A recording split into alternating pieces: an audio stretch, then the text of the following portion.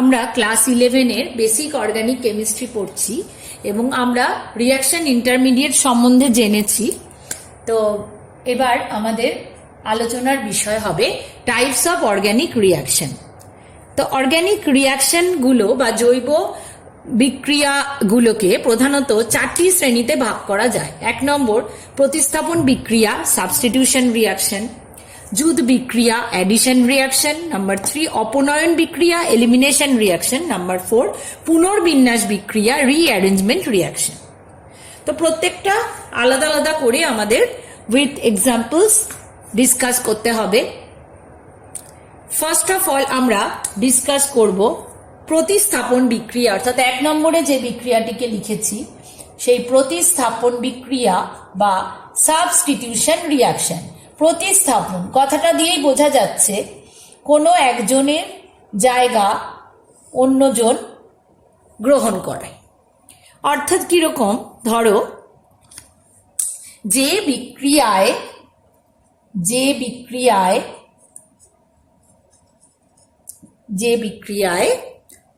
জৈব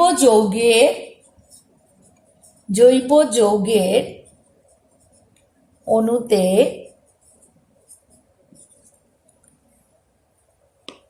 উপস্থিত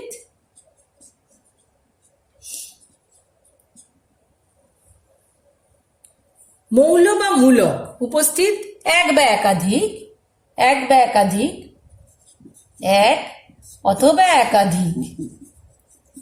মৌল বা মূলক কি হচ্ছে, অন্য কোনো মৌল বা মূলক দিয়ে প্রতিস্থাপিত হচ্ছে। অর্থাৎ তার জায়গায় অন্য কোনো মৌল বা মূলক এসে বসছে। অপর কোনো উপযুক্ত মৌল অথবা মূলক দ্বারা কি হচ্ছে, প্রতিস্থাপিত হচ্ছে।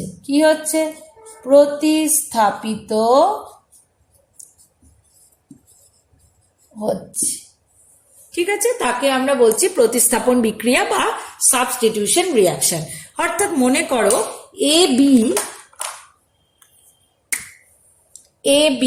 একটি জৈব যৌগের অণু। ঠিক আছে, এ বি জৈব যৌগের অণু সি এর সঙ্গে বিক্রিয়া করে কি উৎপন্ন করছে,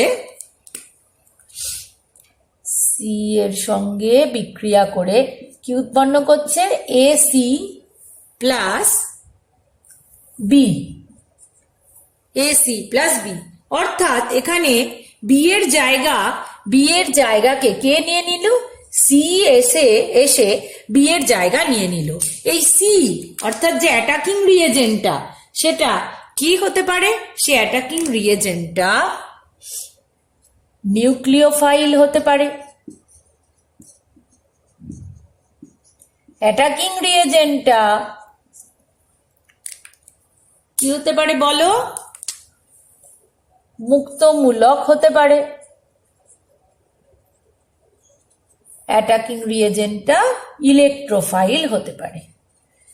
এবং এই অ্যাটাকিং রিয়েজেন্টটা কি হচ্ছে তার ভিত্তিতে কিন্তু বিক্রিয়ার ক্রিয়া কৌশলও কিন্তু বদলে যায়। অর্থাৎ প্রতিস্থাপন বিক্রিয়াই হচ্ছে, কিন্তু অ্যাটাকিং রিয়েজেন্টটা কে তার উপর ডিপেন্ড করে কিন্তু বিক্রিয়ার ক্রিয়া কৌশল বদলেও যাচ্ছে এবং তার বিভিন্ন নামকরণও হচ্ছে। তাহলে কি কি রকমের এবং বিভিন্ন টাইপ হচ্ছে আমি মুছে দেওয়ার আগে একবার পড়ে নিই। যে বিক্রিয়ায় জৈব যৌগের অণুতে উপস্থিত এক বা একাধিক মৌল বা মূলক অপর কোনো উপযুক্ত মৌল বা মূলক দ্বারা প্রতিস্থাপিত হয় তাকে বলা হচ্ছে প্রতিস্থাপন বিক্রিয়া। এবং অ্যাটাকিং রিয়েজেন্টের উপর ভিত্তি করে একে আবার ক্লাসিফাই করা যায় কয় রকমের না, 3 প্রকারের প্রতিস্থাপন বিক্রিয়া হয়। আমি নামগুলো লিখছি। অ্যাটাকিং রিয়েজেন্ট যখন মুক্তমূলক তখন তাকে আমরা বলছি মুক্তমূলক প্রতিস্থাপন বা free radical substitution. Attacking reagent বা আক্রমণকারী বিকারক যদি ইলেকট্রোফাইল হয় তখন তাকে বলবো ইলেকট্রোফিলিক সাবস্টিটিউশন বা ইলেকট্রোফিলিক প্রতিস্থাপন বিক্রিয়া। অ্যাটাকিং রিয়েজেন্ট বা আক্রমণকারী বিকারক যখন নিউক্লিওফাইল হবে তখন তাকে আমরা বলবো নিউক্লিওফিলিক সাবস্টিটিউশন বা নিউক্লিওফিলিক প্রতিস্থাপন বিক্রিয়া। তাহলে আমরা প্রথমে পড়ব মুক্তমূলক সাবস্টিটিউশন বা ফ্রি র্যাডিক্যাল সাবস্টিটিউশন। তো সবচেয়ে যে famous free radical substitution reaction যেটা আমরা স্টাডি করতে চলেছি, already we have gathered knowledge from our class 10 class, সেটা হলো অ্যালকেনের হ্যালোজিনেশন। অ্যালকেনের হ্যালোজিনেশন।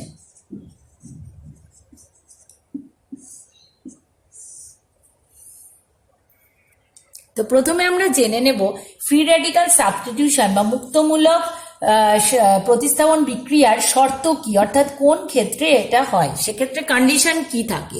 কন্ডিশন থাকে হয় আলো, সানলাইট, অথবা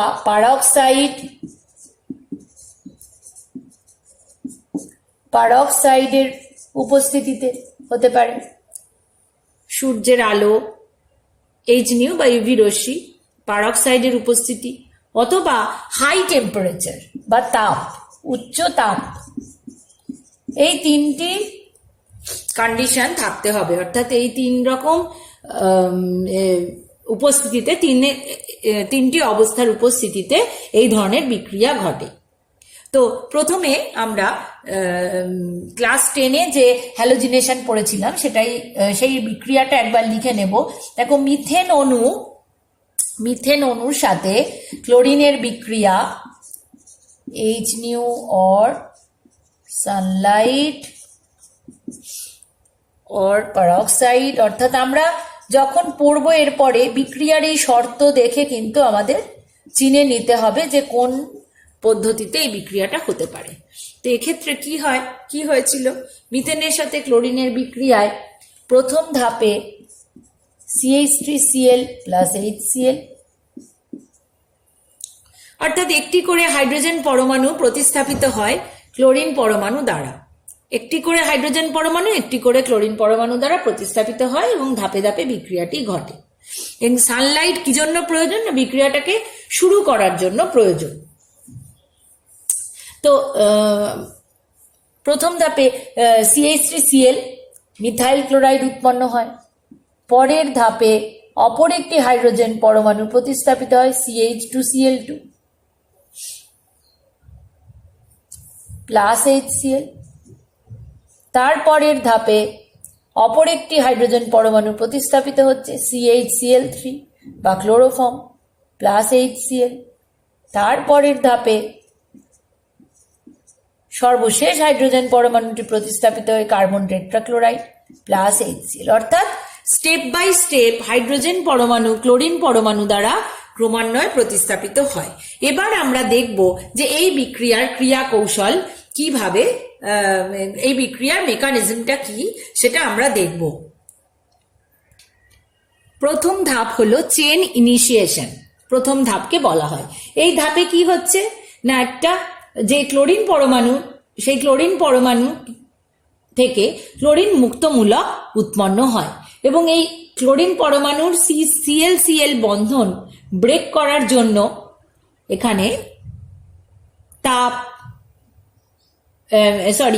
HNu বা সানলাইট অথবা তাপ প্রয়োজন হয় এটা ব্রেক করতে গেলে, এবং একে কি বলা হয়, সুষম বিভাজন।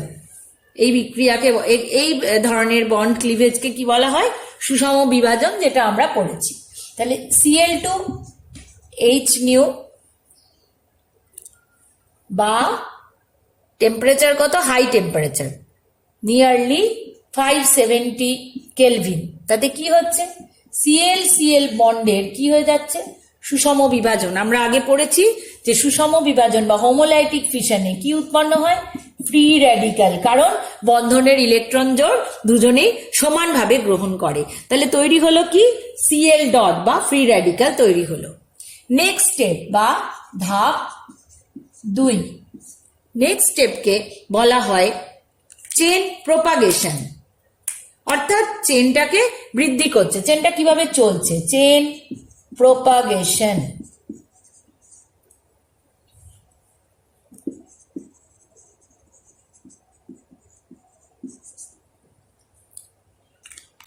তো এই স্টেপে কি হচ্ছে, চেন প্রপাগেশনে আমরা দেখতে পাবো যে যে ফ্রি র্যাডিক্যালটা তৈরি হলো সিএল ডট, সেই ফ্রি র্যাডিক্যাল কি করবে, সে তো শর্টেজ অফ ইলেকট্রন রয়েছে তার মধ্যে, সে কিন্তু ভীষণই রিঅ্যাক্টিভ, খুবই রিঅ্যাক্টিভ। সে তখন কি করবে, মিথেনকে অ্যাটাক করবে।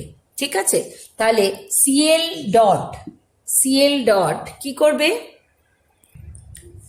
সিএল ডট মিথেনকে অ্যাটাক করবে কিভাবে, সিএল ডট মিথেন অণুর ক্ষেত্রেও কি হবে, এই সিএইচ বন্ধনের মধ্যে একটা সুষম বিভাজন হবে এবং সেখান থেকে দেখো একটা CH3 ডট ফ্রি র্যাডিক্যাল, একটা H ডট ফ্রি র্যাডিক্যাল কিন্তু তৈরি হবে। তাহলে এখন তোমরা বলবে, জিজ্ঞাসা করবে যে এই সিএল ডট কার সাথে বন্ড গঠন করবে, সিএল ডট হাইড্রোজেনের সাথেই H ডটের সঙ্গে কিন্তু তার বন্ড অনেক স্ট্রং, তাই HCl উৎপন্ন করবে। তাহলে এই পোর্শনটা তোমাদের লিখতে হবে না, তোমরা জাস্ট এখান থেকে এইটুকুই লিখবে যে সিএল ডট H ডটকে গ্রহণ করে কি উৎপন্ন করলো, HCl। তাহলে পড়ে রইল কে না, মিথাইল মুক্তমূলক। কে পড়ে রইল, মিথাইল মুক্তমূলক। নামটা লেখো, মিথাইল মুক্তমূলক। কিভাবে মিথাইল মুক্তমূলক সৃষ্টি হলো সেটা কিন্তু আমি দেখিয়ে দিয়েছি, তোমাদের দেখানোর দরকার নেই। তো এই প্রসঙ্গে বলে রাখি, আমরা কিন্তু প্রথম স্টেপটাই আগে লিখছি, হ্যাঁ, তারপরে আমরা পরপর অন্য স্টেপগুলো ডিসকাস করব।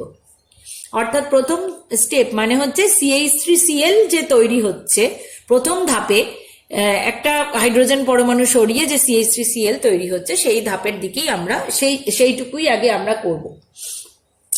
তো এই গেল। এবার এখানে দেখো বিক্রিয়া মাধ্যমে কে পড়ে রয়েছে, মিথাইল ফ্রি র্যাডিক্যাল কিন্তু পড়ে রয়েছে বা মিথাইল মুক্তমূলক। তো সেও কি রিঅ্যাক্টিভ নয়, সেও কিন্তু হাইলি রিঅ্যাক্টিভ। তখন সে কি করবে, সে কার থেকে ইলেকট্রন নেবে, ফ্রি র্যাডিক্যাল, তার মধ্যে একটা ইলেকট্রন আছে, তো সে তো চাইবেই আর একটা ইলেকট্রন সে গ্রহণ করতে চাইবে। সে তখন কার কাছে যাবে ইলেকট্রন নিতে, সে তখন ক্লোরিনের কাছেই যাবে ইলেকট্রন নিতে। ক্লোরিনের পরমাণুর ক্লোরিন অণুর তখন আবার সুষম বিভাজন হবে, অর্থাৎ CH3 ডট প্লাস ClCl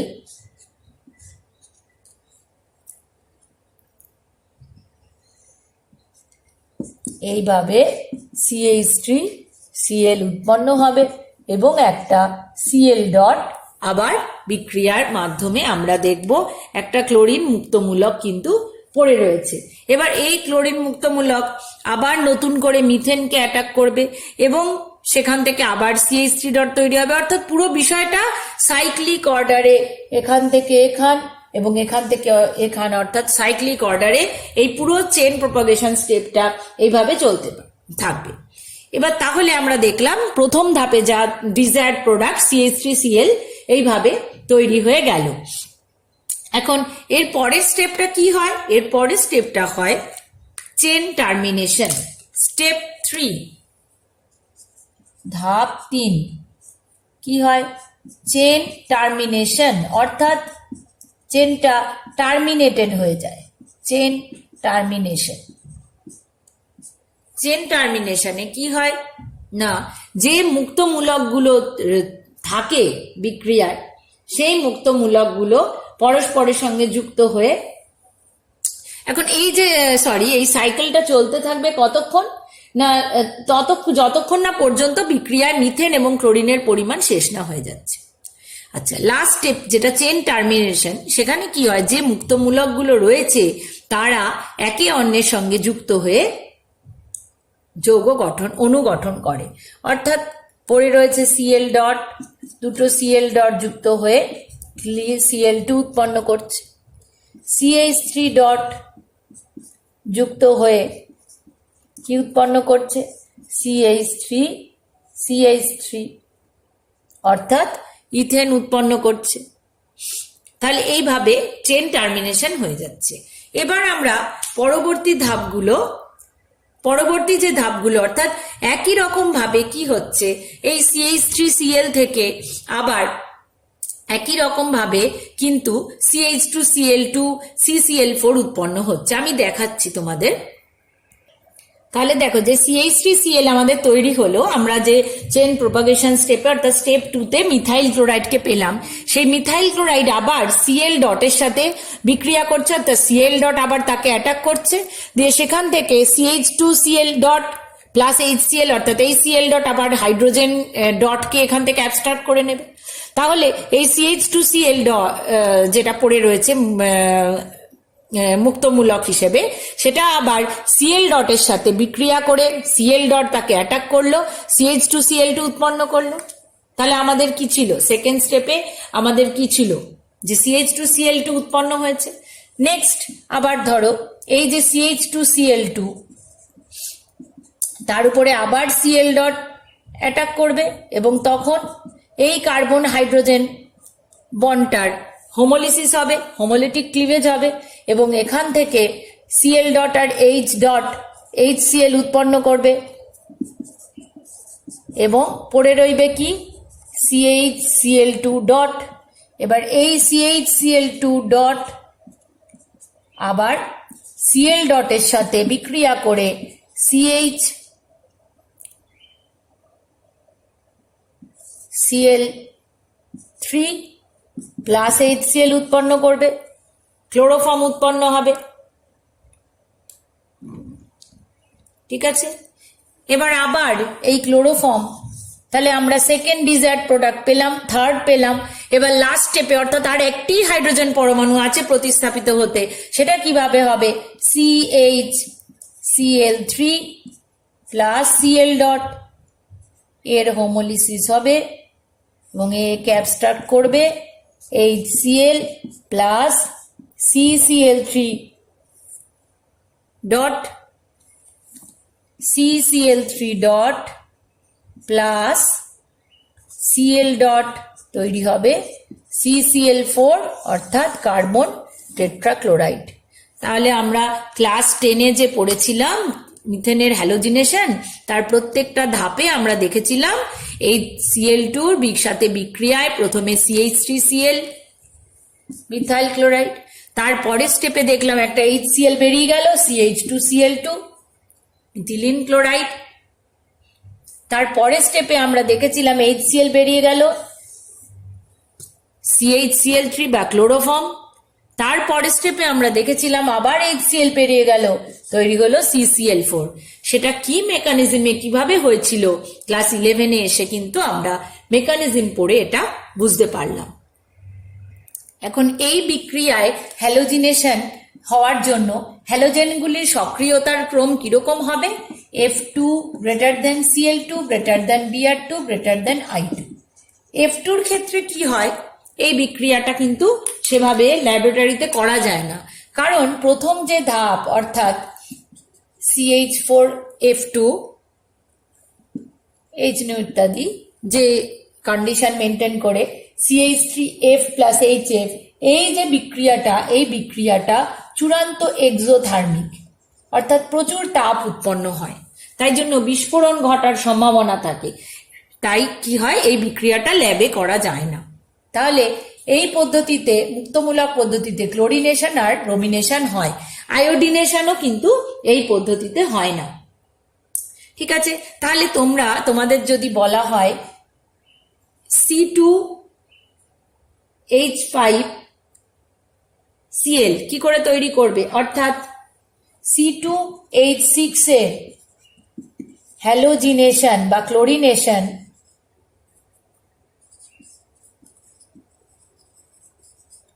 কি করে করবে, মুক্তমূলক প্রতিস্থাপন বিক্রিয়ার সাহায্যে কি করে করবে, তোমরা নিশ্চয়ই করতে পারবে, তাই তো।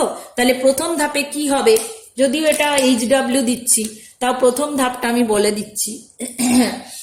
প্রথম ধাপে আমাদের কি করতে হবে, ফার্স্ট স্টেপে আমরা করব কি, Cl2 থেকে ভেঙে টেঙে গিয়ে তৈরি করব Cl ডট, এবং নেক্সট স্টেপ যেটা মেন চেন ইনিশিয়েশন গেল, চেন প্রোপোগেশন স্টেপ, সেই চেন প্রোপোগেশন স্টেপে কি করবে, ইথেন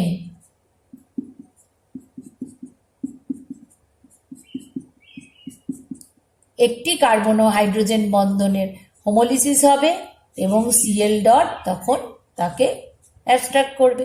তাহলে কি হবে আমরা জানবো আবার যে এখানে একটা তৈরি হবে ইথাইল মুক্তমূলক প্লাস H ডট হাইড্রোজেন মুক্তমূলক।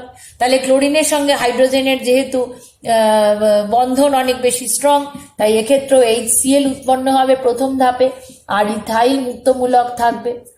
তাহলে এই ইথাইল মুক্তমূলক সেও খুব সক্রিয় বলে পরের ধাপে Cl ডট এবং ইথাইল মুক্তমূলকের বিক্রিয়ায় কি উৎপন্ন হবে, C2H5Cl উৎপন্ন হবে, C2H5Cl, তাই তো। এবং যেহেতু এটা ক্লোরিন পরমাণু থেকে, ক্লোরিন অণু থেকে আসছে, তাই এখানে আর একটা Cl ডট আমরা ফ্রি পাবো এবং সে আবার রিয়াকশন করতে থাকবে। এই Cl ডট আবার C2H5 এ রিয়াক্ট করবে, তার থেকে আবার আমরা আরেকটা হাইড্রোজেন প্রতিস্থাপিত করতে পারবো।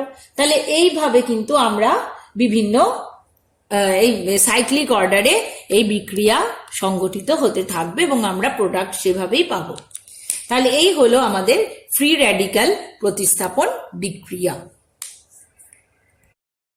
এই প্রসঙ্গে একটা পয়েন্ট আমি অ্যাড করি, দেখো ক্লোরিনের সাহায্যে মিথেনের হ্যালোজিনেশন এর এক্সাম্পল দিয়েই আমি বলছি যে ক্লোরিন যদি এখানে কি পরিমাণে রয়েছে তার উপর নির্ভর করছে যে তার প্রোডাক্ট কি হচ্ছে।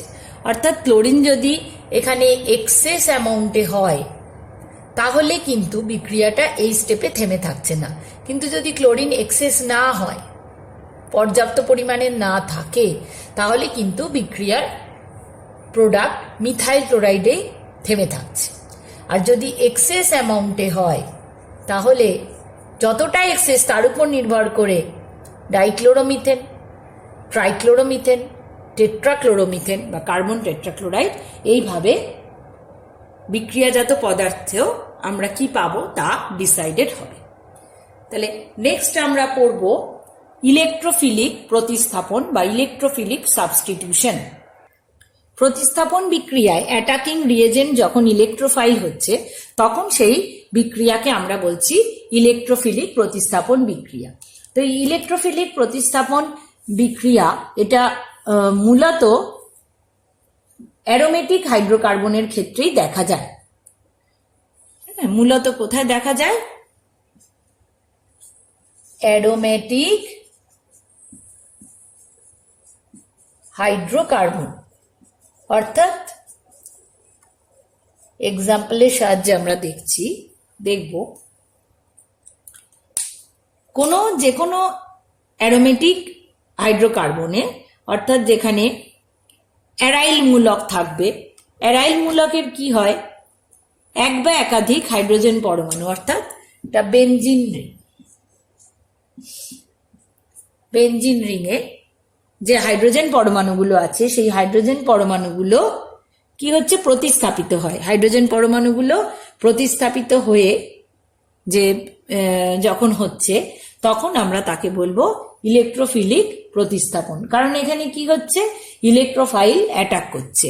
ইলেকট্রোফাইল মানে যার ইলেকট্রন প্রয়োজন। তো আমরা জানি বেনজিন বলয়, বেনজিন রিং, অর্থাৎ এখানে পাই ইলেকট্রনের একটা বেশ অনেক পাই ইলেকট্রন রয়েছে, ডেন্সিটি বেশি, তাই জন্য ইলেকট্রোফাইল এখানে কি করবে, অ্যাটাক করবে। ইলেকট্রোফাইলকে আমরা E+ দিয়ে চিহ্নিত করি। ইলেকট্রোফাইলকে অ্যাটাক করে তখন কি হয়, ওর হাইড্রোজেন পরমাণু ধীরে ধীরে প্রতিস্থাপিত হয়। একটা প্রথম ক্ষেত্রে আমরা দেখাচ্ছি এখানে যে হাইড্রোজেন পরমাণু প্রতিস্থাপিত হয়ে একটা ইলেকট্রোফাইল এভাবে বেনজিন বলয়ের সঙ্গে যুক্ত হচ্ছে। এবার আমরা স্টেপ বাই স্টেপ এই বিক্রিয়াটিকে বোঝার চেষ্টা করব। স্টেপ 1-এ কি হচ্ছে আমরা দেখব। স্টেপ 1-এ আমরা একটি বেনজিন বলয়কে পেয়েছি। বেনজিন বলয় কিরকম? বেনজিন বলয় হলো এখানে সাবস্ট্রেট। কিরকম সাবস্ট্রেট? এটা হলো electron rich substrate, electron rich substrate, তো স্বাভাবিকভাবেই সেখানে অ্যাটাক করতে পারে ইলেকট্রোফাইল যার কিনা ইলেকট্রন দরকার। তো ইলেকট্রন দরকার কার? ইলেকট্রোফাইলের, যার ইলেকট্রনের ঘাটতি রয়েছে। সেই অ্যাটাকিং রিয়েজেন্ট তখন ইলেকট্রোফাইল হচ্ছে। তখন প্রথম ধাপ, যে ধাপটা হচ্ছে ধীর গতির একটা প্রক্রিয়া চলে, স্লো স্টেপ, সেই প্রথম ধাপে আমরা দেখব একটা সিগমা কমপ্লেক্স তৈরি হতে দেখব। সিগমা কমপ্লেক্স তৈরি হতে দেখব কিরকম? সিগমা কমপ্লেক্স হলো, এটাকে আমরা বলছি সিগমা কমপ্লেক্স। এই ধাপটি হলো স্লোয়েস্ট ধাপ। তো স্লোয়েস্ট ধাপ যেটা, সেই স্লোয়েস্ট ধাপকেই আমরা কি বলি? রেট ডিটারমিনিং স্টেপ বা বিক্রিয়ার হার নির্ণায়ক স্টেপ। ইংলিশে এটাকে আমরা বলবো রেট ডিটারমিনিং স্টেপ। অর্থাৎ বিক্রিয়াটার রেট ডিটারমিন করার জন্য সবচেয়ে ধীরগতিতে যে স্টেপটা চলে, আমরা দেখছি যে অর্গানিক রিয়াকশনে বিক্রিয়াগুলো স্টেপ বাই স্টেপ হচ্ছে, বিভিন্ন স্টেপে, একটা স্টেপে হচ্ছে না। তো তার মধ্যে কোন স্টেপটার সাহায্যে আমরা বিক্রিয়ার হার নির্ণয় করব? যেটা স্লোয়েস্ট স্টেপ হবে, তার সাহায্যে বিক্রিয়ার হার নির্ণয় করব।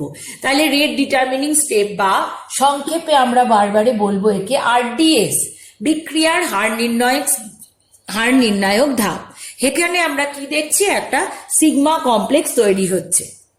এবার এই সিগমা কমপ্লেক্স তৈরি হওয়ার জন্য কি হচ্ছে? এখানে বেনজিন বলয়কে, এটা কি ছিল? অ্যারোমেটিক,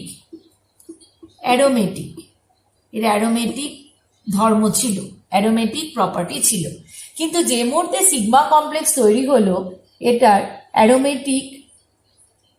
অ্যারোমেটিসিটি কি হলো? নষ্ট হয়ে গেল। অ্যারোমেটিসিটি নষ্ট হলো, অর্থাৎ সেটা আর অ্যারোমেটিক থাকলো না। এখন এই যে সিগমা কমপ্লেক্স, সেই সিগমা কমপ্লেক্স কিরকম হচ্ছে, কিভাবে স্টেবল হচ্ছে, তার মধ্যেও কিন্তু রেজোনেন্স দেখা যাচ্ছে। তার আগে বলে নি, এই রেট ডিটারমিনিং স্টেপে আমরা দেখতে পাচ্ছি দুটি বিকারক কিন্তু অংশগ্রহণ করছে, সাবস্ট্রেট আর ইলেকট্রোফাইল। কারা কারা? না, সাবস্ট্রেট আর ইলেকট্রোফাইল, দুটি বিকারক কিন্তু অংশগ্রহণ করছে। তাই এই যে রেট ডিটারমিনিং স্টেপ, আরডিএস যাকে বলছি, সেই রেট ডিটারমিনিং স্টেপ কিসের উপর নির্ভর করছে? রেট ডিটারমিনিং স্টেপের বিক্রিয়ার যে হার, সেটা কিসের উপর নির্ভর করছে? সাবস্ট্রেট এবং ইলেকট্রোফাইল উভয়ের গাঢ়ত্বের উপরই নির্ভর করছে। তাহলে আমরা লিখতে পারি এখানে, বাকি এগোনোর আগে আমরা এখানে লিখে নেব ছোট্ট করে, যে এই রেট ডিটারমিনিং স্টেপে কি হচ্ছে? দুটি অণু, অর্থাৎ সাবস্ট্রেট এবং ইলেকট্রোফাইল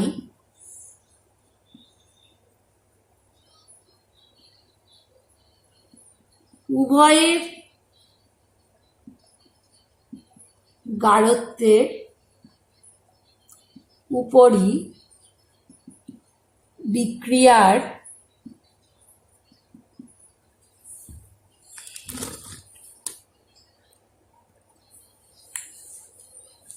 হার নির্ণয় করছে। তাই এই বিক্রিয়াকে আমরা কি বলতে পারি? বাইমলিকিউলার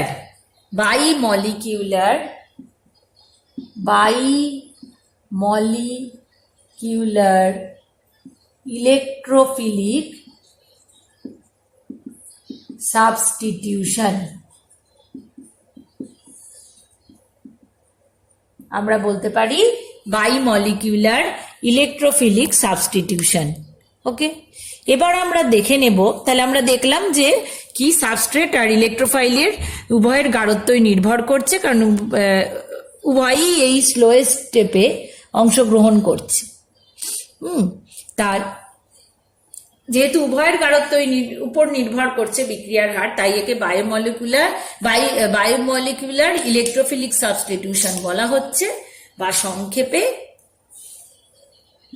SE2AR বলা হচ্ছে।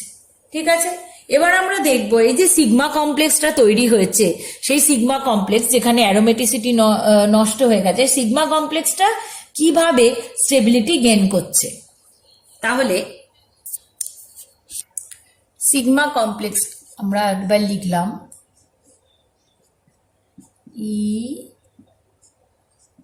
EH plus.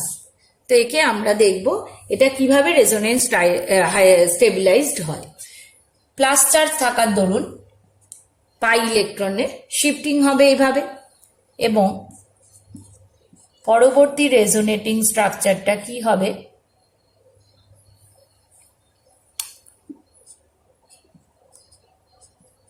পরবর্তী রেজোনেটিং স্ট্রাকচারে আমরা দেখব এখানে আবার একটা প্লাস চার্জ এসে গেছে।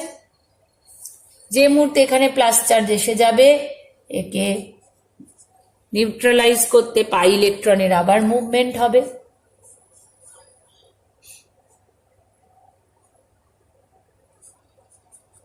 তখন আবার প্লাস চার্জ ডেভেলপ করবে।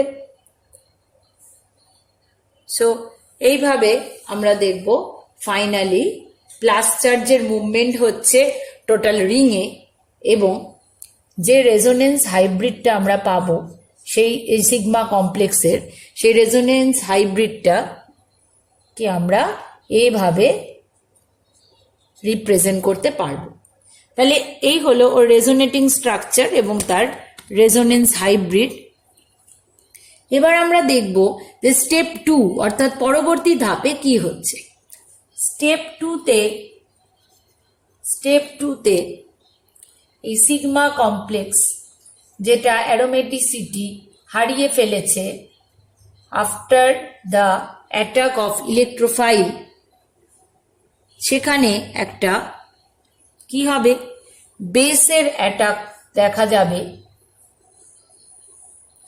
একটা বেসের অ্যাটাক দেখা যাবে। বেস তার কি আছে, ইলেকট্রন নেগেটিভ চার্জ আছে, সে কি করবে, বেনজিন বলয়ের সঙ্গে যুক্ত থাকা এই নেগেটিভ চার্জ নিয়ে বেস এসে হাইড্রোজেনকে প্রোটন হিসেবে অ্যাবস্ট্রাক্ট করে নেবে, এবং হাইড্রোজেন প্রোটন হিসেবে বেরিয়ে যাওয়ার দরুন যে ইলেকট্রনকেও রেখে গেছে সেই ইলেকট্রন এসে এই পজিটিভ চার্জকে নিউট্রালাইজ করতে আসবে এবং একটা বন্ড ফর্ম করবে। আর মহানন্দে তখন সিগমা কমপ্লেক্স যেখানে অ্যারোমেটিসিটি লস্ট হয়েছিল, বেনজিন বলয় যেটা দ্বারা ইলেকট্রোফাইল বা দ্বারা প্রতিস্থাপিত বেনজিন বলয় যে প্রোডাক্ট আমরা পেলাম, সেখানে আবার করে আমরা অ্যারোমেটিসিটিকে রিগেন হতে দেখব। তাহলে এই হলো ইলেকট্রোফিলিক প্রতিস্থাপন বিক্রিয়ার কাঠামো। এবার একটা এক্সাম্পলের সাহায্যে খুব সহজেই আমরা এটাকে রিপ্রেজেন্ট করতে পারবো।